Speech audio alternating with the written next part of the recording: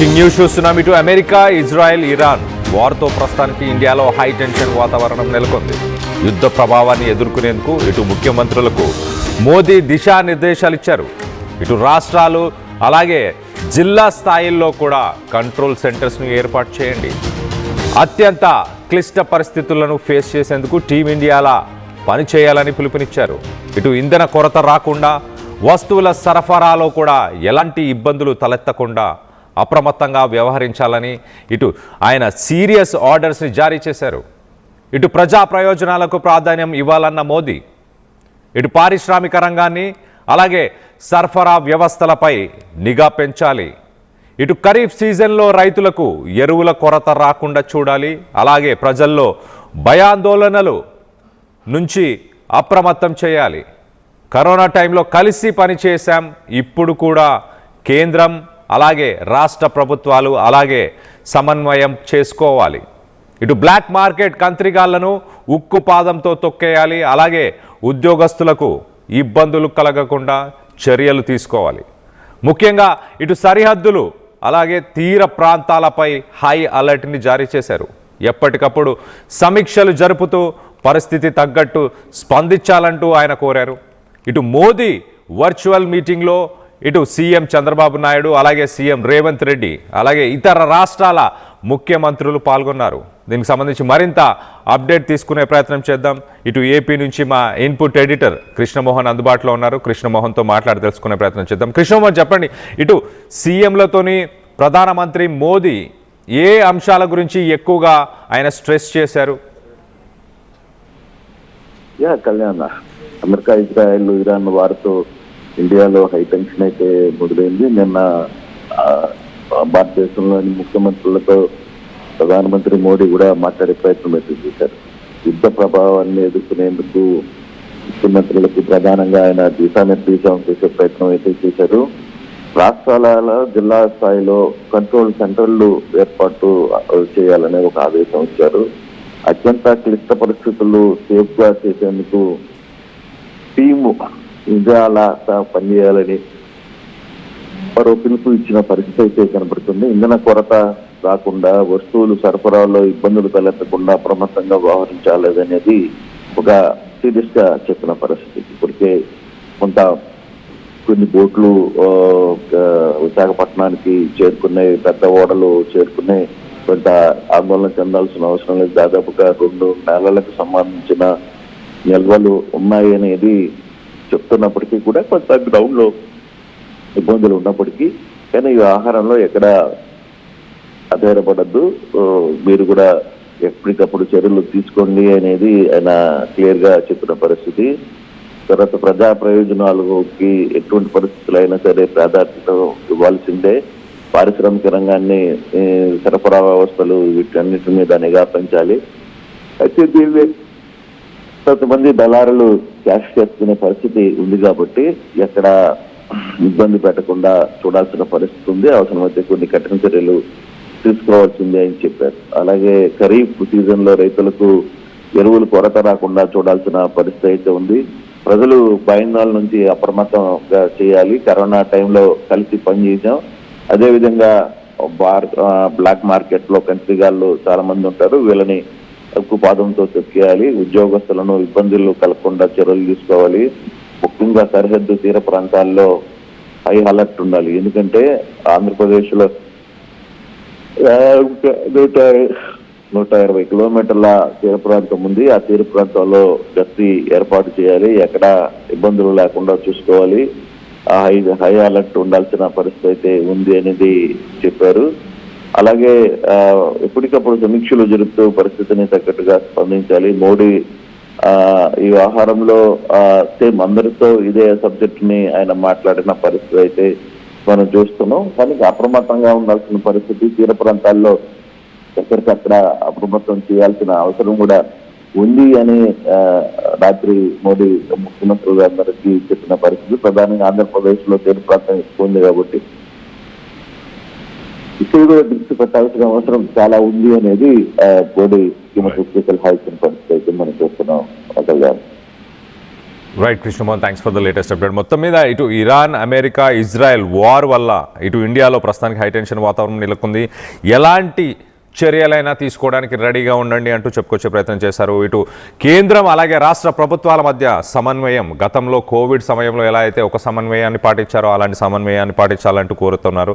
మరో పక్కన ఇటు 80% మనకు భారతదేశానికి క్రూడ్ ఆయిల్ ఇతర దేశాల నుంచే మనం ఇంపోర్ట్ చేసుకుంటున్న ప్రధానమంత్రి మోదీ చాలా క్లియర్గా ఫ్యూయల్ షార్టేజెస్ అలాంటి వాటి గురించి ఎవరైతే తప్పుడు సమాచారాన్ని చేరవేస్తున్నారో వాళ్ళని, అలాగే ఇటు రైతులకి ఒకసారి ఖరీఫ్ సీజన్కి సంబంధించి ఆయన మాట్లాడుతూ ఇటు పొటాష్ అలాగే ఫాస్ఫేట్స్, ఫెర్టిలైజర్లో వాడే ఈ పొటాష్ అండ్ ఫాస్ఫేట్స్కి సంబంధించిన ఇంపోర్ట్స్ కూడా మనం ఇతర దేశాల నుంచి చేస్తున్నాం. వాటి కొరత కూడా ఏర్పడకుండా రానున్న రోజుల్లో ఇటు రైతుల ద్వారా, ఇటు రైతుల నుంచి పంట దిగుబడి తగ్గకుండా చూసుకోవాలంటూ కూడా ఇటు ఆయన రాష్ట్ర చీఫ్ మినిస్టర్లకు ఆయన చెప్పుకొచ్చే ప్రయత్నం చేశారు. మరో పక్కన ఇటు బ్లాక్ మార్కెట్స్, ఒక పక్కన ప్యానిక్ బయింగ్తో ఇటు పెట్రోల్, ఎల్పిజి వీటన్నిటిని ప్యానిక్ బయింగ్తో కొనడం వల్ల కొంత మార్కెట్లో కొరత ఏర్పడిందన్న వార్తలు వినిపిస్తున్నాయి.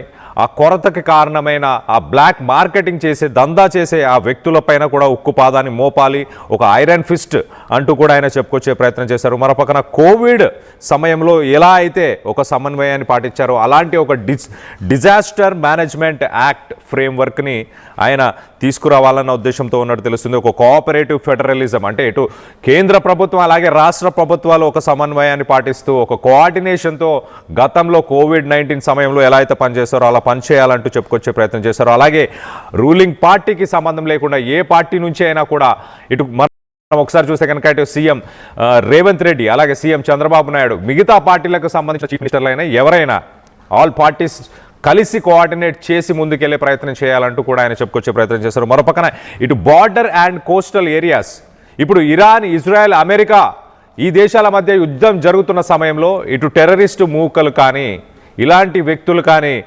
ఏమైనా ఇటు భారతదేశంలో భారతదేశ సార్వభౌమత కానీ ఇక్కడ నేషనల్ సెక్యూరిటీ కానీ ఇక్కడ ఉన్న పీస్ని, ఇక్కడ ఉన్న శాంతిని కానీ భంగపరిచేలాగా ఇటు టెర్రరిస్ట్ మూకలు ఎలాంటి యాక్టివిటీస్ అనేది చేసే అవకాశం ఉంటుంది. కాబట్టి ఇటు సరిహద్దుల్లో అలాగే ఇటు కోస్టల్ ఏరియాస్లో కూడా ఇటు మిలిటరీ ఫోర్సెస్ కావచ్చు కొంత సెక్యూరిటీని టైట్ చేయాలంటూ కూడా ఆయన సూచించారు. మరో పక్కన ఇటు పబ్లిక్ సైకాలజీ గురించి కూడా ఆయన మాట్లాడాడు. చాలా క్లియర్గా ఇటు ప్యానిక్ అవ్వకండి, ప్యానిక్ అయ్యి గతంలో కోవిడ్-19 సమయంలో ఒక్కసారిగా సూపర్ మార్కెట్స్ పైన పడి అక్కడున్న సరుకులను కొన్ని గంటల్లోనే కొనేయడం, ఇలాంటి ప్యానిక్ బయింగ్ చేసే ప్రయత్నం చేయకండి, దీనికి సంబంధించి అన్ని చర్యలు మేము తీసుకుంటామంటూ ఇటు ప్రధానమంత్రి మోదీ చీఫ్ మినిస్టర్లతో చెప్పుకొచ్చినట్టు తెలుస్తుంది. మరోపక్కన ఎంప్లాయీ వెల్ఫేర్, ఒకసారి ఇండస్ట్రియల్ సెక్టార్కి సంబంధించిన వర్కర్స్ ఎవరైతే ఉన్నారో వారందరినీ ఉద్దేశించి మాట్లాడారు.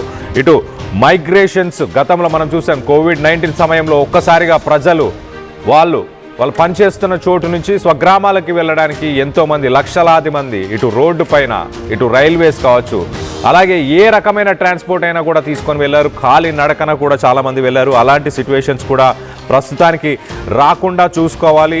అలాగే ఫ్యాక్టరీస్ ఏవైతే ఇప్పుడు రన్ అవుతున్నాయో అక్కడున్న వర్కర్స్కి ఎప్పటికప్పుడు వాళ్ళ జీతభత్యాలు ఎప్పటికప్పుడు వాళ్ళకి అందించే ప్రయత్నం చేయాలంటూ కూడా ఇటు ఎంప్లాయీస్ గురించి కూడా ఆయన ఉద్దేశించి మాట్లాడేది తెలుస్తుంది. మొత్తం మీద ఒక సెంట్రల్ గవర్నమెంట్ అయితే గతంలో మనం చూసాం కోవిడ్ లాంటి పరిస్థితులు వస్తే అందరూ దానికి సిద్ధంగా ఉండాలంటూ ప్రధానమంత్రి మోదీ మాట్లాడారు. దాని తర్వాత ఇప్పుడు అన్ని రాష్ట్రాలకు సంబంధించిన చీఫ్ మినిస్టర్లతో కూడా ఒక వర్చువల్ మీటింగ్లో కూడా ఆయన పార్టిసిపేట్ చేశారంటే కొంత పరిస్థితి విషమంగానే ఉన్నట్టు అర్థమవుతుంది. రానున్న రోజుల్లో ఎలాంటి సిచ్యువేషన్స్ వచ్చినా ఎదుర్కోవడానికి ముందుగా ఇటు కేంద్ర రాష్ట్ర ప్రభుత్వాలు ప్రిపేర్ అవుతున్నట్టు చాలా క్లియర్గా ఈ సందేశం అందుతుంది. సో మొత్తం మీద ఈ ఇజ్రాయెల్, అమెరికా, ఇరాన్ ఈ వార్ ఎఫెక్ట్ ఖచ్చితంగా ఇండియా పైన ప్రభావితం చాలా చూపించబోతుంది. అలాగే ప్రపంచ దేశాలపైన కూడా ఆ ప్రభావం ఖచ్చితంగా ఉంది అనడానికి ఇదే సంకేతం అనొచ్చు. ఒక పక్కన ప్రధానమంత్రి మోదీ ఇచ్చిన స్టేట్మెంట్, ఇప్పుడు జరుగుతున్న వర్చువల్ మీటింగ్ కావచ్చు, వీటి ద్వారా మనకు చాలా క్లియర్గా అర్థమవుతుంది. రానున్న రోజుల్లో ఏవైనా అలాంటి సిచ్యువేషన్ వస్తే కనుక గతంలో మనం మాట్లాడుకున్నాం, ఇటు ఐటీ ఎంప్లాయీస్ కావచ్చు,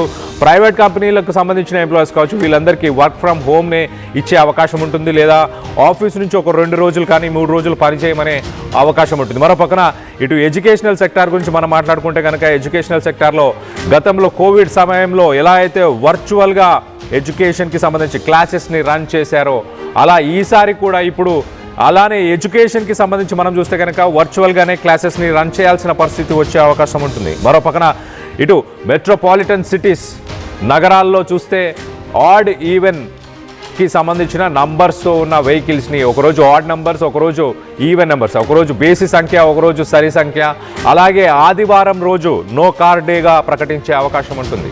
ఇటు పబ్లిక్ ట్రాన్స్పోర్ట్ని ఎక్కువగా వినియోగించుకోండి, అలాగే ఎలక్ట్రిక్ బస్సెస్ కావచ్చు, ఎలక్ట్రిక్ వెహికల్స్కి కూడా డిమాండ్ పెరిగే అవకాశం. సో మొత్తం మీద రానున్న కొన్ని రోజుల్లోనే మరి ఇటు ఇరాన్, ఇజ్రాయెల్, అమెరికా వార్కి సంబంధించి ఎఫెక్ట్స్ అయితే ఇటు ఇండియాలో క్లియర్గా కనిపిస్తున్నాయి. దీనికి సంబంధించి మీరేమనుకుంటున్నారు? కోవిడ్ తరహా రూల్స్ అండ్ రెగ్యులేషన్స్ వస్తే దానికి సంబంధించి మీ అభిప్రాయం ఏంటి? ప్యానిక్ బయింగ్ చేయకుండా ఇంట్లో నుంచి వర్క్ చేయడానికి మీరు సిద్ధంగా ఉన్నారా? కోవిడ్ లాంటి సిచ్యువేషన్ ఫేస్ చేయడానికి మీరు సిద్ధంగా ఉన్నారా? దీనికి సంబంధించి మీ అభిప్రాయాలు ఏంటనేది కింద కామెంట్ రూపంలో తెలియపరచండి.